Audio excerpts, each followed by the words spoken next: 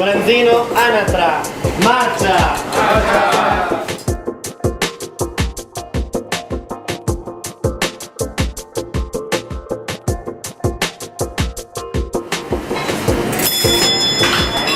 We are in Modena at Osteria Francescana, and I'm so honored to be here with Massimo Bottura. Thank you so much for having me You're here. welcome. You're welcome. Welcome to Modena. Today we're going to talk about the process at Osteria Francescana, because having been open now for so many years, the concept of continuing to move forward is huge for this restaurant. Talk to me a little bit about the process of when you come up with a new recipe. Where do you begin in that process? I always say that the most important ingredient for a chef, for a contemporary chef, is his mind. It's like driving a Ferrari. You have the big screen because you look in front, you look at the future. Contemporary chef is always in his hand, in his mind, in his body, is gonna be always future. But you never forget with the rear mirror the past. Well, and especially here, because you are so focused on products of the region, how do you balance that future and past as you're coming up with new concepts? It's a very important point, because to me it's like seeing I call that tradition in evolution, but it's a way to look at the past not in a nostalgic way, but in a critic way, to get just the best from the past and bring into the future. There are points that are so important in Italy for everyone, so nostalgic, like the soccer team, like the Pope, or the grandmother recipe. This is a very important lesson. Never screw up with grandmother recipe. Otherwise, the people, they're gonna burn you, crucified in the main piazza. Which you have experienced on occasion. Which I have experienced. Thousands of years of culture back there. And we need to preserve that, but we need also to renew that, new tradition in evolution, and project ourselves into the future. So if you read a book, or you see a piece of art, or you listen a beautiful song that inspires you, the potato can be better than a truffle. Ha! Here we go!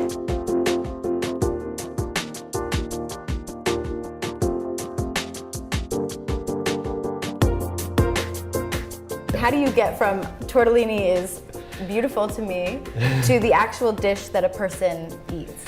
Because most of the time, if you eat a tortellino, like yesterday night, there was a guy from Castelfranco Emilia, then he looked at me and he said, "So, I'm very curious, but are you making the filling like sauté or long time cooking, or you put this or there?" And I was like, "Do you like them?" "I love them." "So don't worry about that. Just enjoy the food, because the food is not about concepts. It's about being good and healthy.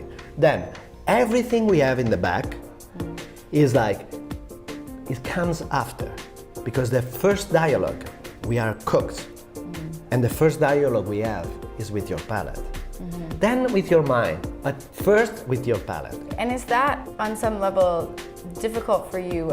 You look at a plate and you say, I want it to look a certain way, feel a certain way, but first it has to taste incredible. It has to react on your palate. It has to bring you a memory of some kind. Is it hard to balance those pieces? It's not hard, because it's all part of our culture. So culture is so important. That's why I always say to the Italian chef, don't look at around what is the new trend or the next trend. Just feel where you come from. Feel your youthness, how your mother or your grandmother grow you up. And the look comes later.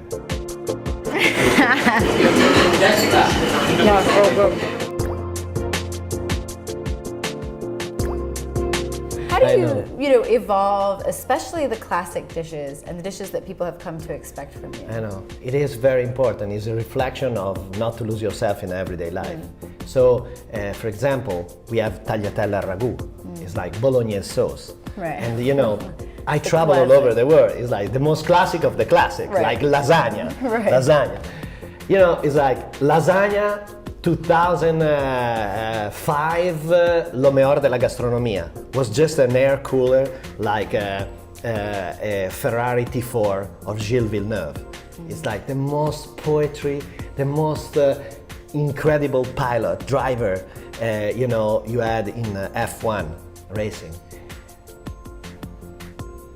Lasagna 2014 went totally abstract. So it's like a lasagna that is just the crunchy part of the lasagna that your grandmother is gonna put on the table. And as a kid, the first thing you do is like steal the crunchy part of the top of lasagna because it's the best part. Of course. Everyone knows that it's the best part. Who cares eat lasagna like that? Who cares eat a big bowl of tortellini like that? I'd rather eat one tortellino at a time, or I'd rather eat stealing that part of lasagna, doing scarpetta, and eat that part. That part is the emotional part. And so I'm serving it as an emotional part. Due marciano, due maccheroni.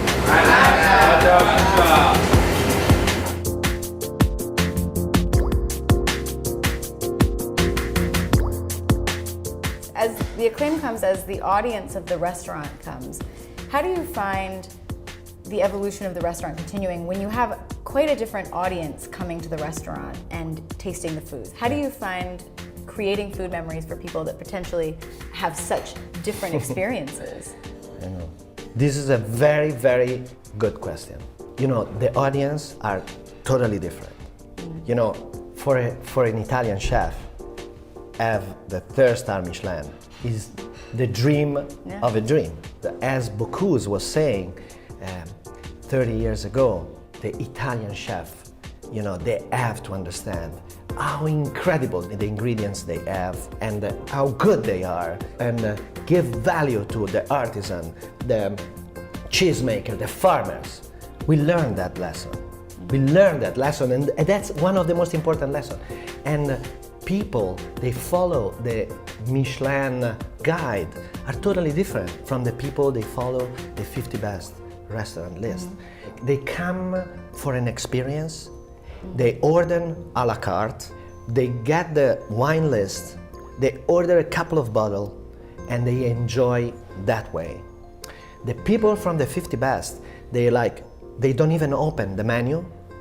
They say, we want to live that experience. You choose whatever you want. It's very, very challenging for the kitchen to stay in tradition, in evolution. A la carte and contemporary menu. But it's a spiritual, mental exercise that keeps us alive and keeps the team so strong and close. Intellectual stimulation, it's very important for young guys. They devote their lives to the kitchen. The way we are designing the whole team is in the same way. We have people from Japan, people from right now Canada, Peru, Brazil, United States. We put together all this knowledge, all this experience. On some level, by having stagiaires and staff from all over the world and guests from all over the world, has that shifted the menu? Does it help you continue to evolve in what's on the plate as well as just the evolution is in my mind. As I say, kilometer zero is here. All the rest is it's not, for me, it's not important. I always follow my palate. I always follow my experience. Actually, I want to show you something that I have here. This is a Ai Weiwei piece, okay? This is Ai Weiwei piece is powder. Is a powder of a vase that is 2,000 years old. Is a vase that the artist broke. He dropped the vase, and you know, with all the powder. The powder is here, and the powder is not your grandmother, not your mother, but is a powder of your past. And what I say is always, what is your cuisine right now? My cuisine is open this jar, get a little bit of powder, pass through a contemporary mind. That's my cuisine. That's the point. Keep the old with the new and smash a few things along the way. Never forget where you come from, but always look at that in a critical way, not in a nostalgic way. Get the critical points. Marciano 4 alici!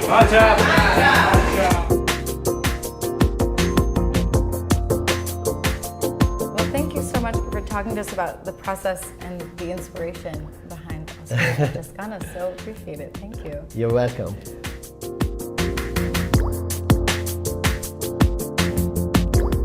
Cotechino!